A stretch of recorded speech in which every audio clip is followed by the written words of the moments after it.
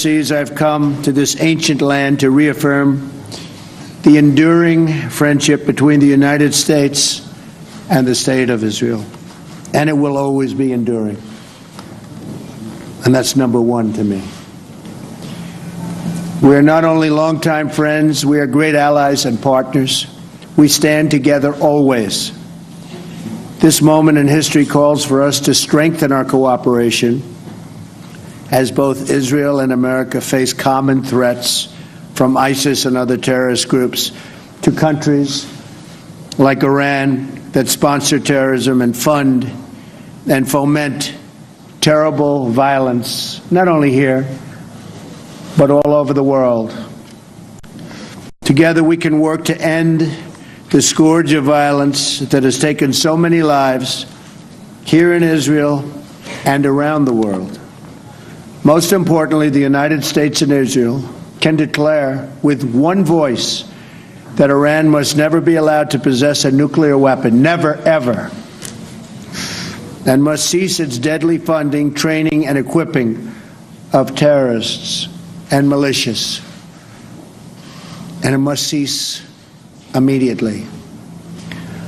On those issues, there is a strong consensus among the nations of the world, including many in the Muslim world. I was deeply encouraged by my conversations with Muslim world leaders in Saudi Arabia, including King Salman, who I spoke to at great length. King Salman feels very strongly, and I can tell you would love to see peace between Israel and the Palestinians. Many expressed their resolve to help end terrorism and the spread of radicalization. Many Muslim nations have already taken steps to begin following through on this commitment. There is a growing realization among your Arab neighbors that they have common cause with you in the threat posed by Iran, and it is indeed a threat. There's no question about that. I thank both you and Prime Minister Netanyahu for your commitment to achieving peace between the Israelis and the Palestinians. I also look forward to discussing the peace process with Palestinian President Abbas. Young Israeli and Palestinian children deserve to grow up in safety and to follow their dreams free from the violence that has destroyed so many lives. The United States and Israel can also bring safety and greater prosperity to our people through stronger ties of trade and commerce. Already, our two countries do a great deal of business together.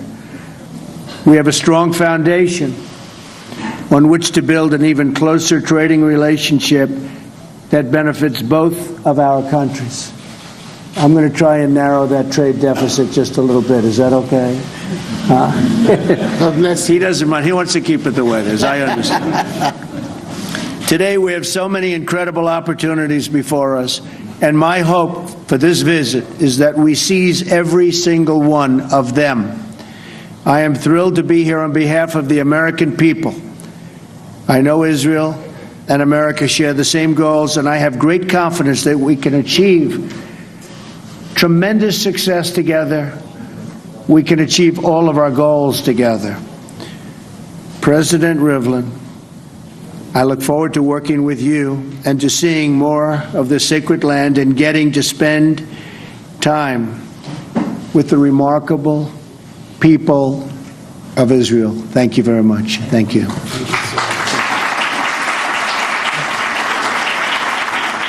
You've been looking live at the President of the United States and the President of Israel, President Rivlin, in a joint appearance.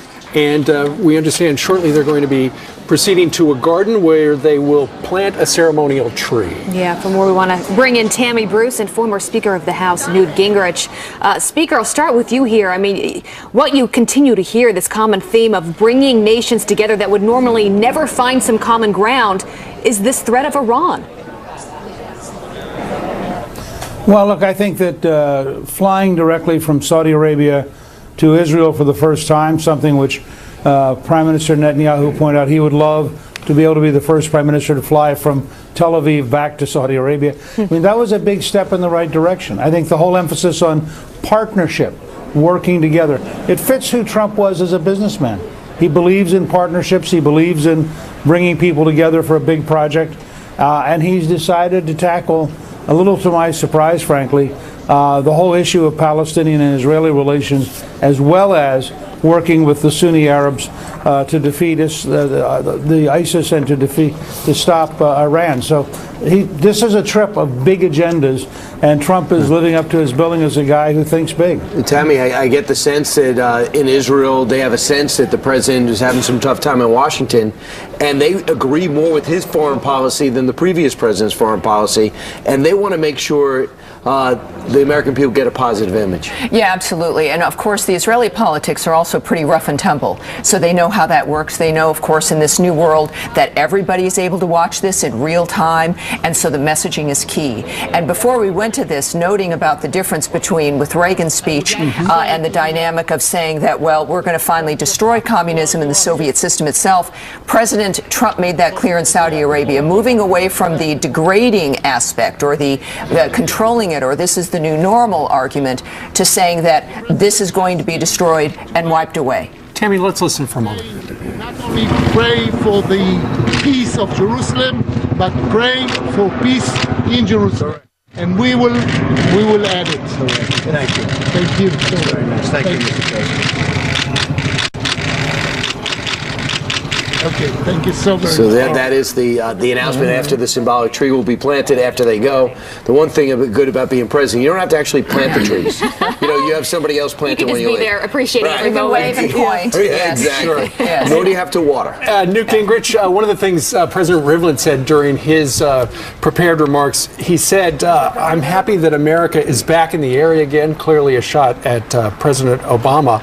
And he was talking a little bit about, we've got peace deals with other nations surrounding Israel. We don't have one with the Palestinians. He said, we need new ideas. Is Donald Trump the new idea guy this time? I think so. And notice, first of all, that you have both in Saudi Arabia and in Israel this sense of relief that America's back. I mean, obviously they had a deep feeling that President Obama had left an enormous vacuum that made them much more vulnerable, particularly to Iran. And so both in Saudi Arabia and in Israel, you have this positive sense of how glad they are that Donald Trump is president. In addition, I think Trump is an idea guy. I have a book coming out in a couple weeks called Understanding Trump, and one of the things that really hit me in preparing for it is all his entire career.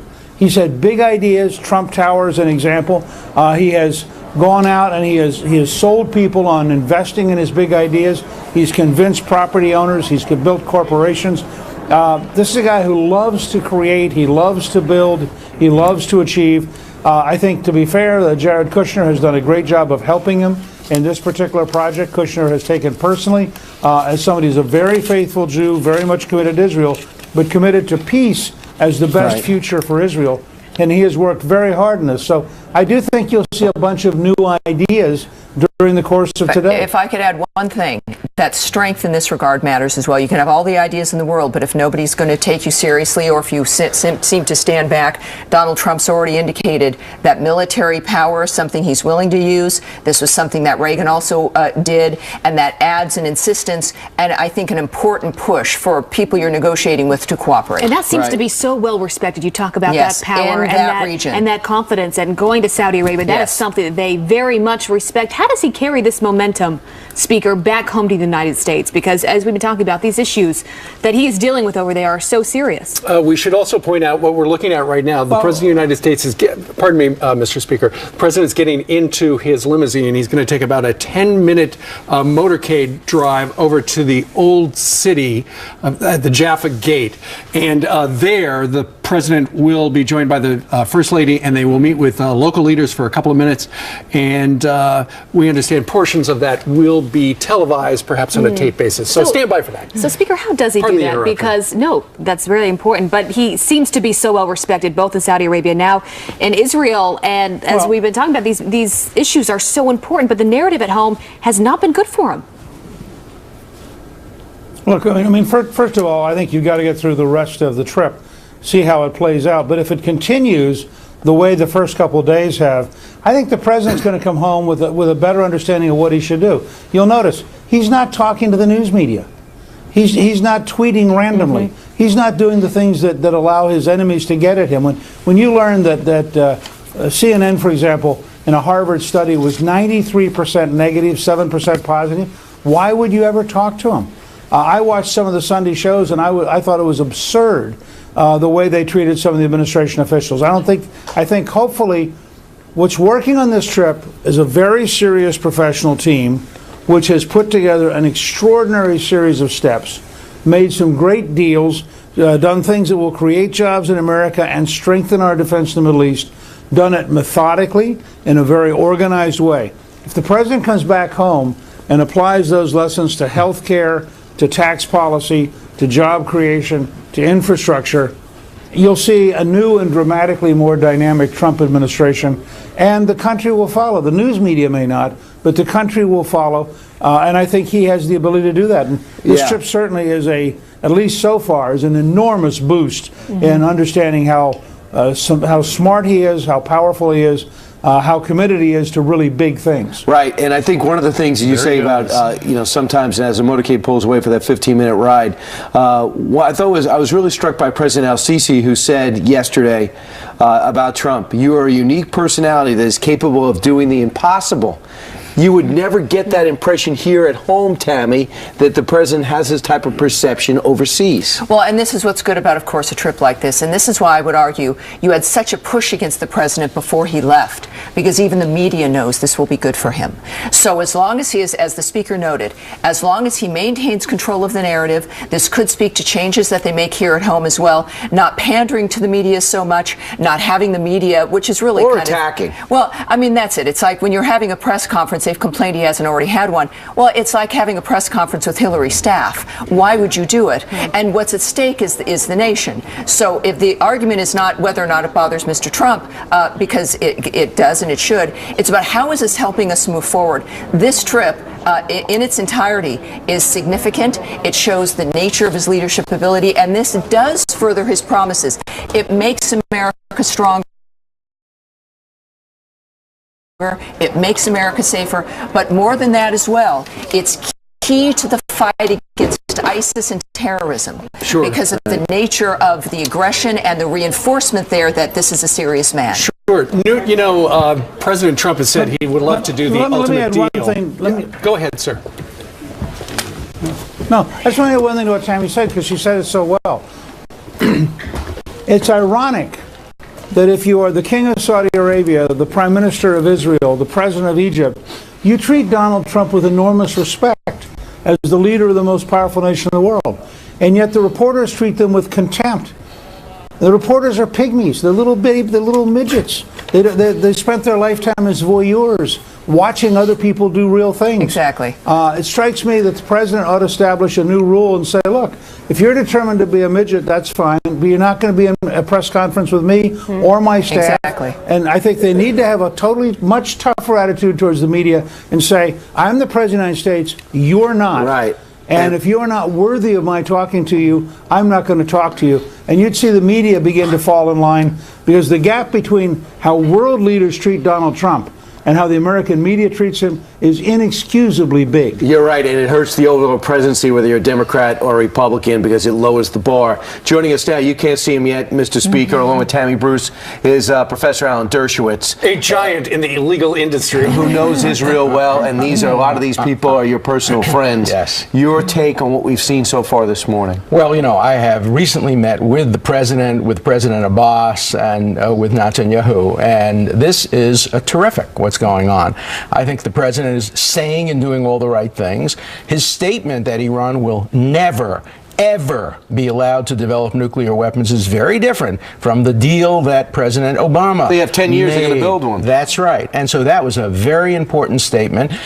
His going to the Western Wall is very important. Look, Obama allowed the United States not to veto the stupidest UN resolution ever, which suggests that the Western Wall isn't part of Israel. Remember that it was supposed to be international. Jordan captured it illegally. Israel 50 years ago liberated it and allowed everybody to go to the Western Wall, and that's not legal. Sure. So I'm so glad that President Trump is going to the Western Wall. Well, as you know, he is the ultimate deals guy, President Trump. He is hoping on this trip in Israel that they can make some sort of improvement, some sort of compromise on what we're hearing is this ultimate deal. You understand these issues so well. Right. How far do you think they can get on something? There's something on the table which I hope both sides approve of. The Saudis have said that if Israel will just stop building settlements deep into the West Bank and will do a little bit more humanitarian work on Gaza, they will allow planes to fly over Saudi Arabia and the Emirates. They will allow telephone lines to be established and allow business people to come and do deals.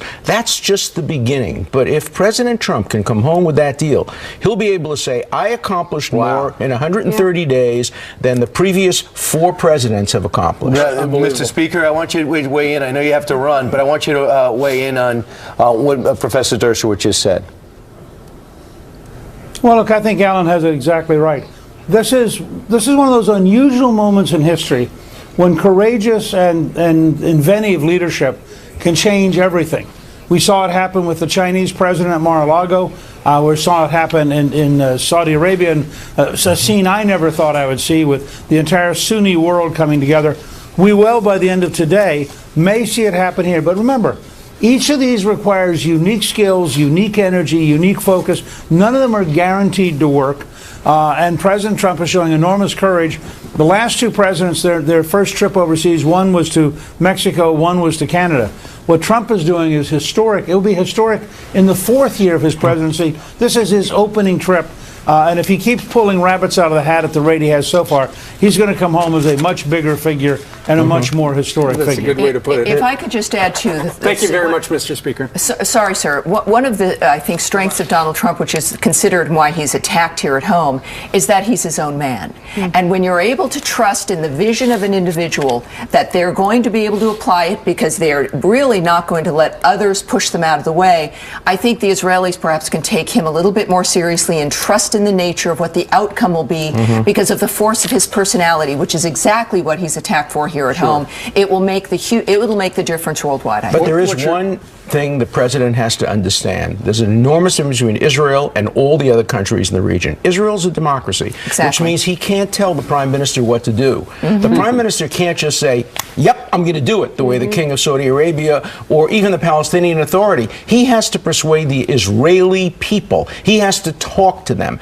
He has to get on television. He has to be persuasive. He has to be a salesman to the people. That's the nature of a democracy. Sure. You're looking live, folks, in Jerusalem. That's the Church of the Holy Sepulchre. And the president is heading that way. Have you been there, I Professor? have been there. It's an amazing place. I bet. It is a place where all Christians unite. There's a special section for certain kinds of Protestants, Catholics, Eastern.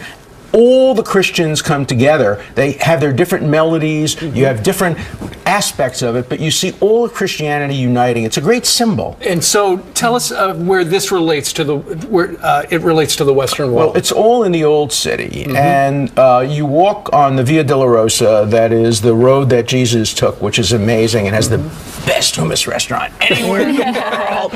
And then you have to walk probably about half a mile, and you get to the little corridors that take you down to the Western Wall. And whenever I go to Israel, I always make a point to go to the Church of the Holy Sepulchre, to go to the Western Wall. The other place I go to is Ramallah. Why? Because it's a beautiful, beautiful city, and you see it and you say, this is the occupation that they've been telling us about? Sure. I see more BMWs and Mercedes and fancy cars and fancy. This is the occupation. That's the and I story tell we my don't get. students to go there. That's the importance of Americans traveling. Of course, certainly sure. to That is a Israel. great point. Professor, now I'm craving hummus. Thank you for that. But, it's interesting because President Trump has, as a businessman, has been over to this part of the world. Same with his Secretary of State, Rex Tillerson, as head of Exxon. This trip, everywhere he's visiting now, what do you think he'll take home with him? How will he view this relationship with Israel maybe differently than before he arrived? Well, he'll understand that Israel is the only country in the Middle East that helps the United States militarily. They help develop military weapons. They help to develop Stuxnets. They help to develop Iron Dome. Their intelligence is absolutely remarkable. And they're very much like the United States. He'll feel so at home in Israel. It's a democracy.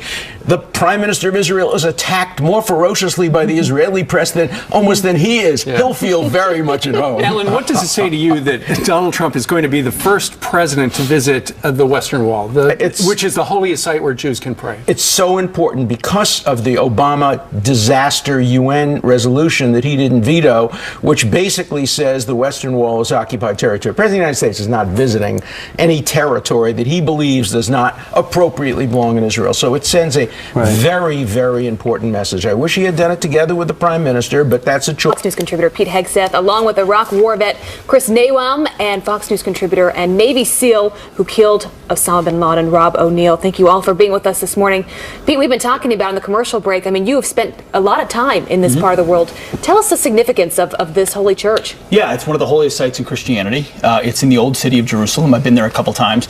Going to Jerusalem is understanding the complexity of the situation that every American president has faced and all these three major faiths face. Going to the Western Wall has powerful symbolism, right? It's the holy temple for Jews, but with a mosque built on top of it, recaptured in 1967, but still a controlled mosque, and the Western Wall is disputed territory. All of these things are right on top of each other. The Church of the Holy Sepulchre, there's a mosque right next to it with a loudspeaker that blasts straight into one of the holiest sites of Christianity. It's so complex that gives you a sense of why it's so difficult. Just about 3 or 4 minutes ago, Alan Dershowitz was sitting there and he was talking about how the Prime Minister, Benjamin Netanyahu, wanted to accompany the president to the Western Wall, but the presidency said, you know what? No, it's going to be a private visit, not political. Well, it still sends massive political messages.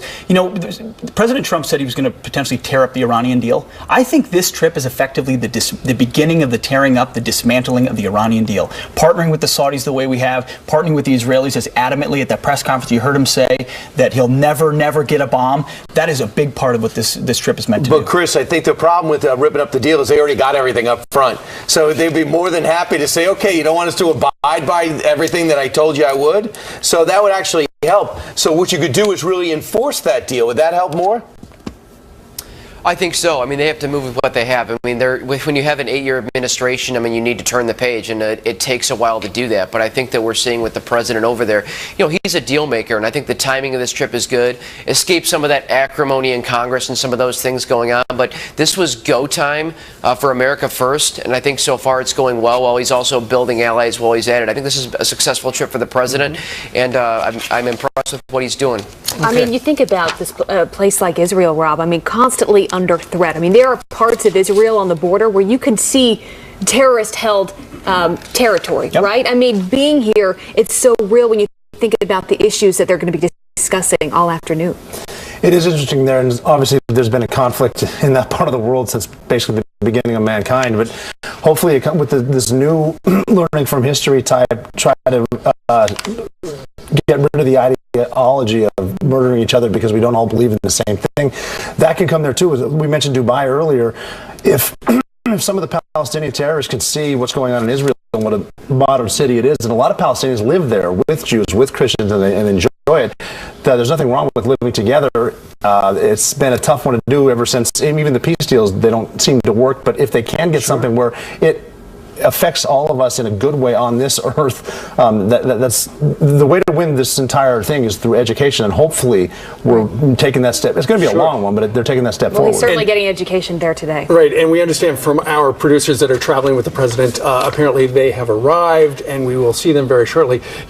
Pete, as we look at the Church of the Holy Sepulchre, this is really symbolic because of the different religions that control the church. And the President of the United States has made a message to the three great religions that what he's interested in and what we should all be interested in is tolerance, and a fierce resistance to terrorism will lead to a more prosperous future for all of us. Yeah, very much so. But the only way you get there is by being honest about what each side believes and what they're interested in achieving. And the church, you're looking right there, that's the courtyard outside the Church of the Holy Sepulchre. So when the camera pans, it's panning toward the front door as you go in. The church is actually controlled by multiple different Orthodox parts of the Catholic Church and Christian Church. The churches couldn't even agree on who was going to maintain this holiest But of they're sites. able to do it together. They kind of do it together. It took them a long time to do it. So it's a reminder that even within Christianity, there was that much differentiation, that they battled each other. Now we're moving outside of that, trying to find ways to work as Christians, Jews, and Muslims. It's a massive problem to tackle. And going to Jerusalem, you mentioned it, Abby, when you're on the Golan Heights, you're looking over Lebanon and Hezbollah and ISIS-controlled territory. You've you been go there, to Judea and Samaria, the so-called West Bank, there's a lot of contention in the Gaza Strip, effectively a terror state. They're living on top of each other with imminent threats. And that makes every decision they make not academic, but life or death. You know, Chris, I imagine you're also a GOP strategist along with having being an Iraqi war vet. I imagine this is making Republicans feel a little bit better over the last 3 days than they have over the last 7. I mean, the president is really a strong leader. I mean, I think that the Republican Party needed the energy with this election and everything he's doing, and being over there on the world stage, it's really his first opportunity to really, I mean, he was a successful with the election, but he's really being stately, and I think that he's over there setting the expectation and making clear killing for religion is unnecessary, and some of the messaging on this trip has been very strong, and you know, he's a strong leader, and I think this is a good moment for his presidency, and we're going to go on from here. Well, what does this do? We haven't talked nearly as much as we should about this. What does this do for our military? You think about everyone watching this trip play out, but the most important members of our community fighting for our freedoms every day. What are they taking away, you think, from this trip? The fact that he chose these three major religions as his first international trip, and he's coming down so hard on something that they all are going to face, terrorism. This is really good for our military and our military's families, because now they have there's a goal, there's a vision, there's leadership, there's American exceptionalism along with a really strong alliance solidarity, which is what we need to go forward. Having help with our Arab friends, our Sunni Arab friends, we know we're going to get help against fighting ISIS and Al-Qaeda, which are still out there. We know we're going to get help against surrounding what Iran is doing, and they know that when they go there, everything with arming the Kurds, a lot of my friends that are special operators, SEALs, and Army Marines have been saying the problem is we couldn't get the Kurds the weapons the right way, even though they're the ones that we want fighting ISIS, because of the Iranian-backed militias are doing it now, and if we try to arm the Kurds through the Shia, they're not going to get the weapons they need. But now that this is all happening, the military is getting the leadership they want, they have the vision they want, and that, like I said, that trickles even back to the family from around at home, because they know that the men and women going over are doing something for a purpose. But not only that, they also know there's another $24 billion in the budget for defense, and that goes quickly, let alone the normal budget that goes in. So that gets hopefully goes to the right people. And I also think it's important that I think and you guys tell me, and Chris, you want to weigh in, that the generals, the Secretary of Defense is actually making defense decisions. You have the National Security Advisor is a former general, and where the staff of the last administration was making a lot of the military decisions, I think a lot of the military seems to feel better that it's actually in the hands of a general. What they're also doing, too, is that not only is the Secretary of Defense making decisions, he's delegating to other ground force commanders, other battle space owners to do the decisions they know, because they're intimately involved. They're using the chain of command properly, and there are very, very few staffers and they're not calling it from CENTCOM in Tampa. No, they're given the authority. Even with the big Moab that went off a few weeks back, that's a combatant commander that did it. That's not coming from the White House, but it's delegated from the White House. All right, let's listen in as the President of the United States approaches the Church of the Holy Sepulchre.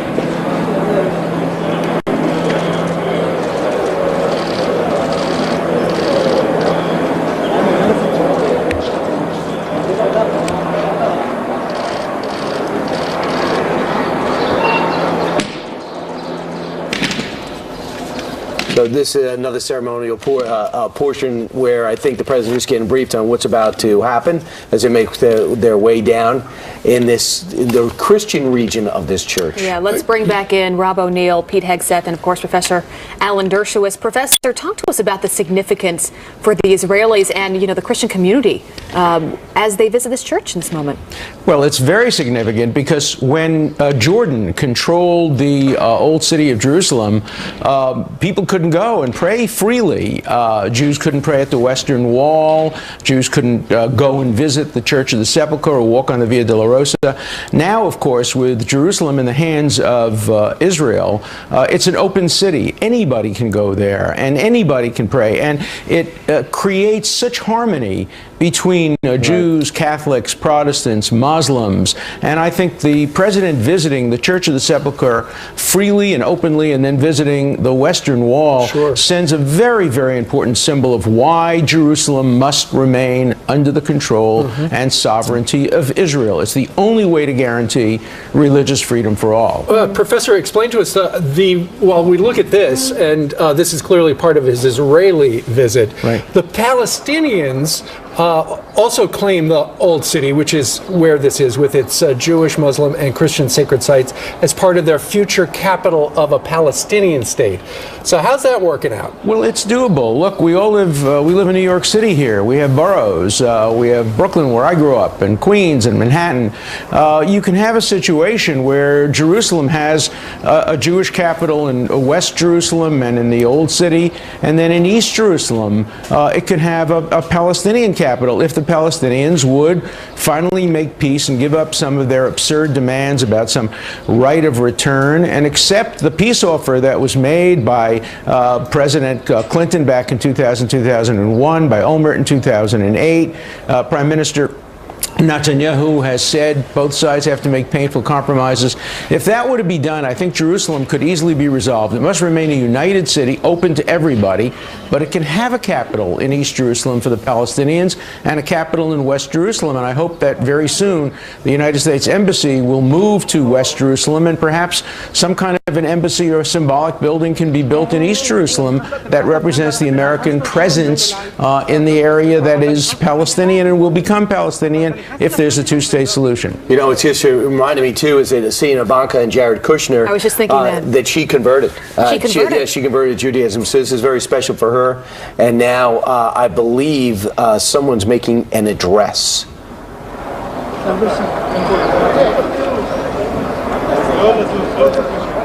Either that or that's an audioless picture. As they take a photo up, but as you mentioned, Ivanka Trump and his son-in-law, being Jared Kushner, as you can see right by his side throughout this trip, is Jewish and has clearly been. Let's listen. Let's listen in.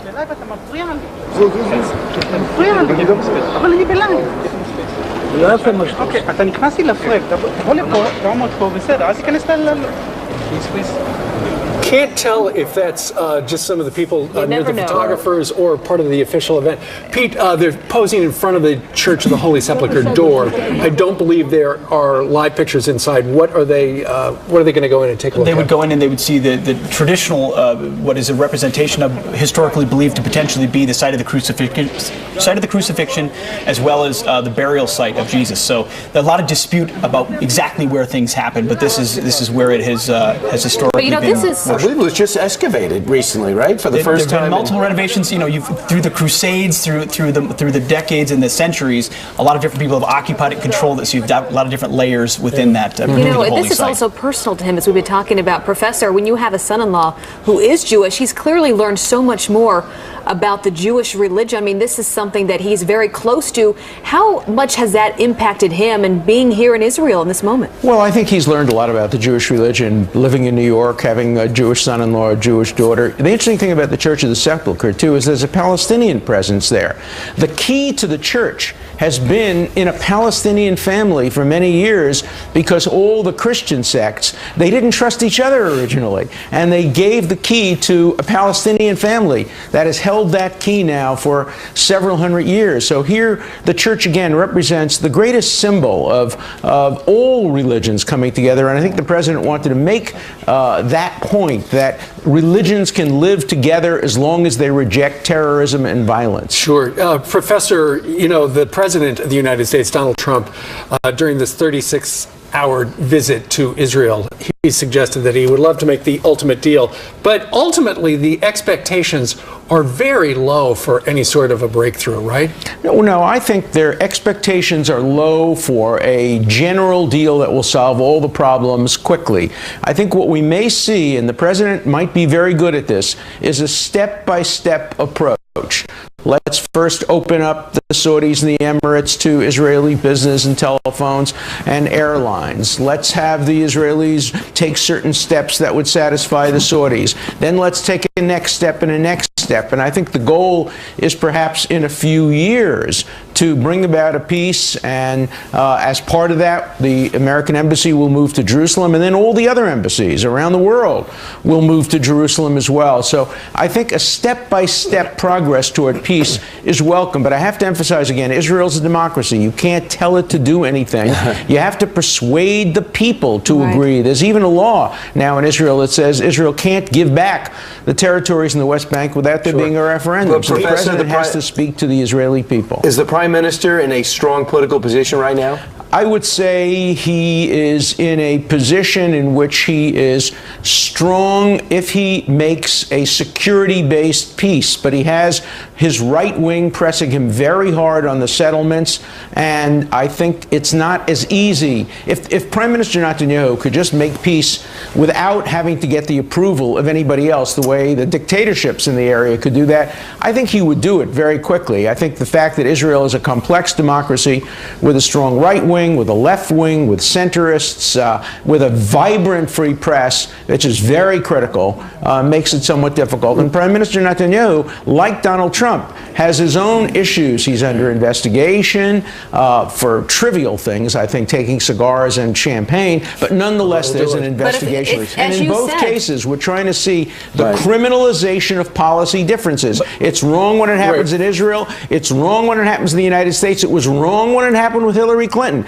So as a civil libertarian, I'm always against trying to make crimes out of disagreements. Let's look at the statute books, and if there's no crime, there shouldn't be criminal investigations. But as you said, Professor, if he can get even just a small part of some deal done, that could be a huge moment. And it could be a great big first step, Pete. Then what is that first step? He's optimistic. I'm more skeptical. I'm more skeptical. We spent time on the ground. It feels like the two-state solution is a thing of the past, and that this, in some sort of a more stable status quo with security arrangements, is more likely. Yeah, but this idea that he said two states in the past. Who has? Trump basically sidelined the two-state Exactly. solution. It is effectively sidelined, and this idea that there's going to be an East and West Jerusalem controlled by East, I also think is made more and more difficult by the realities on the ground. These holy sites represent both an example of what could be, but also the depth of the theological differences that underpin why this is so problematic to do. Many have holy and divine claims to these sites that they believe are theirs and will be theirs in perpetuity. So a claim to one Jerusalem as a united capital is a claim that both sides make. Take Judea and Samaria, the so-called West Bank. Israel never wants to give that up. The Palestinians say they want it, and there's no history that the Palestinians, Hamas, and others are prepared to control a peaceful state. They've only descended into terrorism when they've controlled them. But Professor Dershowitz, you say rather than a grand deal, just boom, we got it,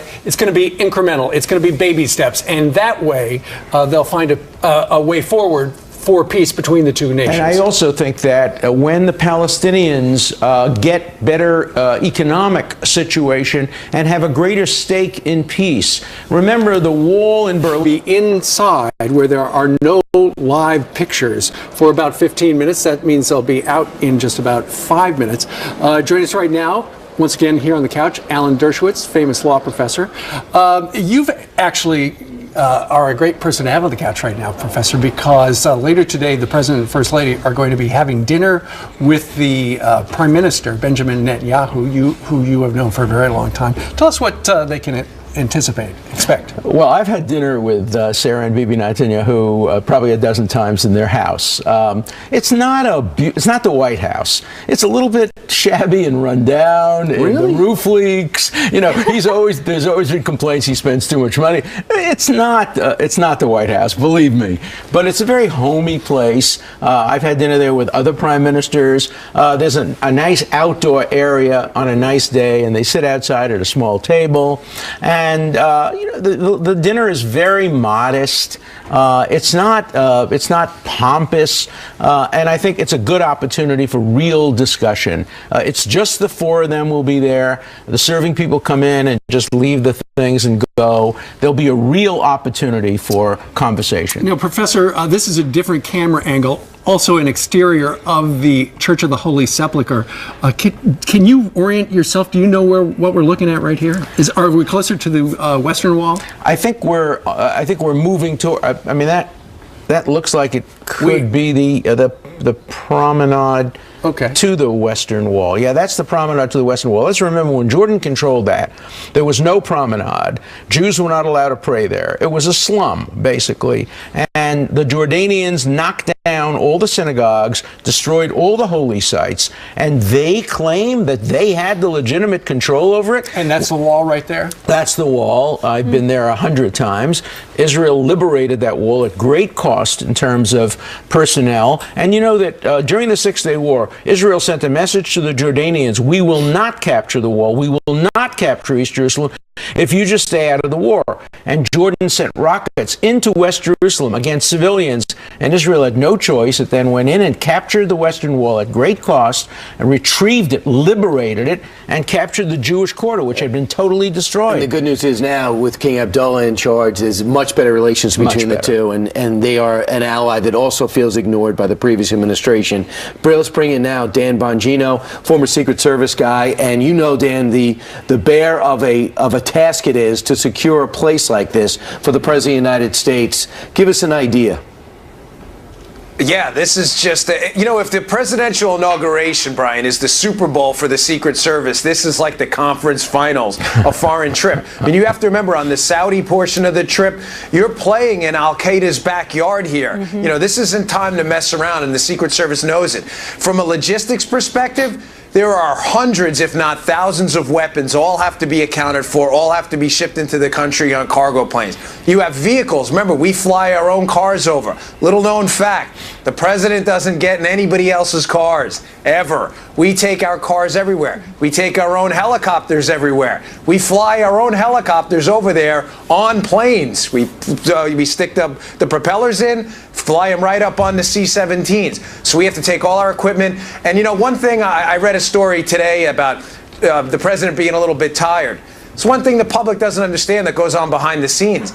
These guys are exhausted. Remember, the shift, the security shift, Brian, traveling with the president, they've had no time whatsoever to acclimate to the time difference. So right now for them, it's 8 o'clock in the morning and they haven't slept. Well, not to mention in a place like Saudi Arabia where it's over 110 degrees there, so you add the schedule, it's a dry heat, plus the weather.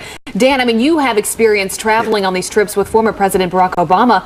Talk to us about just the perception, because as we've seen this trip play out, really a difference in terms of the reception that he's received in both Saudi Arabia.